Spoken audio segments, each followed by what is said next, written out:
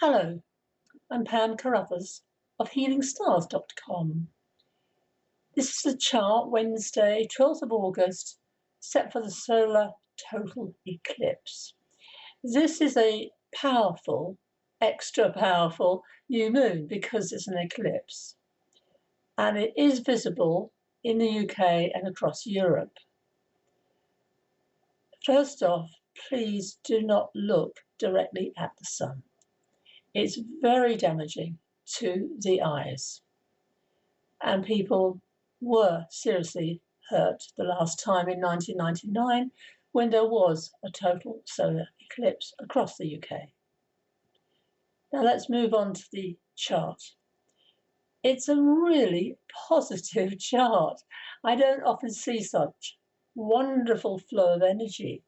All the blue lines represent planets working well together, and think of planets as archetypes. This is set for London, so right at the top of the chart we see Venus. Here she is, Venus in Libra.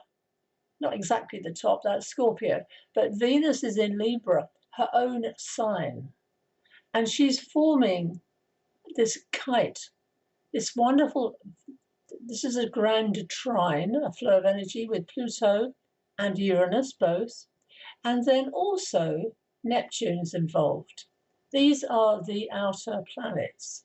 They are not visible by us at all, especially Pluto. So here also we have Mars just moved into the sign of Cancer. It's Mars in its caring capacity. Mars is the warrior.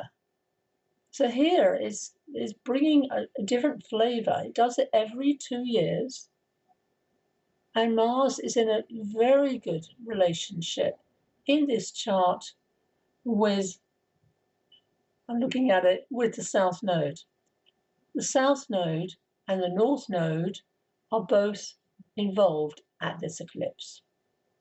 It is a South Node eclipse. There's the South Node there, Sun and Moon, at 20 degrees of Leo. Look in your chart. What is being activated right now? We also, of course, have Jupiter and Mercury both in Leo as well. So those oppositions that I see. Pluto is rising in the sky. You can't see Pluto. You really cannot see it, but it's there. And it's opposite Mercury. Moving away, Mercury is moving away. However, in mythology, Pluto is the god of the underworld. No one wants to go there. That's like no one. But Mercury is Hades, is Hermes rather, who can go in and out of the underworld at will. And Mercury is now moving forward, bringing out new information. And in Leo, it's very much about the heart chakra and very much about our sovereignty, our identity, and counsellor or guidance that Mercury can offer into what is buried or hidden, because that's what Pluto does. Then we also have the South Node, also does represent the past. This is about letting go. Very importantly, letting go. And I want to mention Bernadette Brady, her wonderful book, The Eagle and the Lark. And she describes all eclipses and they're part of a family. It's called the Saros cycle. And this one, she says, concerns itself with breaking out of a very negative situation, where no hope can be seen to a more positive space containing many options. A worry that may have been affecting a person will suddenly clear. The solution is shown by the cosmos and needs to be taken up without too much delay. I like that. It's a really important piece of advice.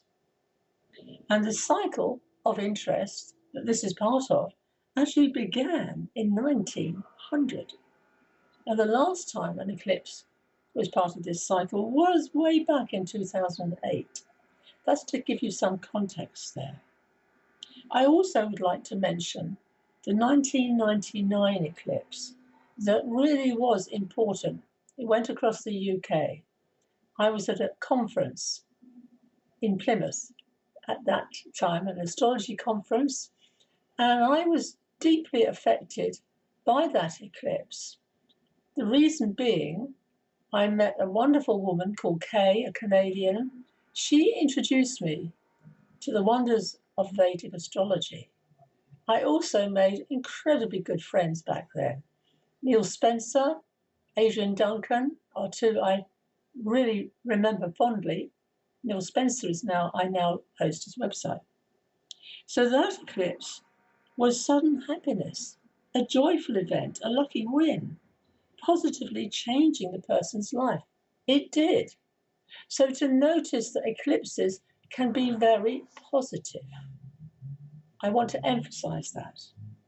So Venus in her own sign, Mars in the caring sign, to do with the moon, because it's Cancer, and then the heart of the lion, the courage, the creativity that comes with Leo.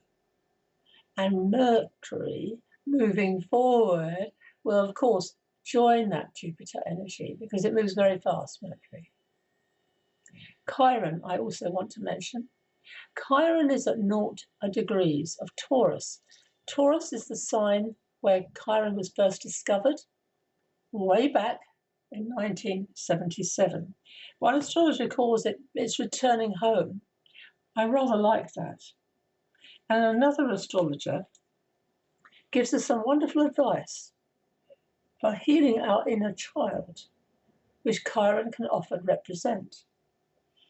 And this astrologer says, and I'm passing this on, her name is Pam, same as me, hold a stuffed toy, if you have one, or a pillow, or just hug yourself and say, as your adult self, to your child self, I'm so sorry you're afraid.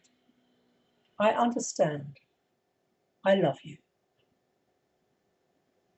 It's not patronizing. It's not over-identifying with pain for the child. Instead, it's comforting. The other, of course, I haven't mentioned is that Venus is opposite Neptune. Now, Neptune can be illusion. It can be disillusion when it's with Venus. It can be a heartbreak that might be coming up for you from the past. And this whole quality of Neptune can also be, in a positive way, music, movies. I've just watched Forrest Gump. It's an amazing film. If you haven't watched it, please do. It gives you a huge background on what it was like in the 60s, 70s. And Tom Hanks, a Cancerian, as his sun sign, a brilliant actor. I was moved greatly by watching that film. Very much about a heartbreak. It's one of those movies that stays with you. So that's my comfort for you.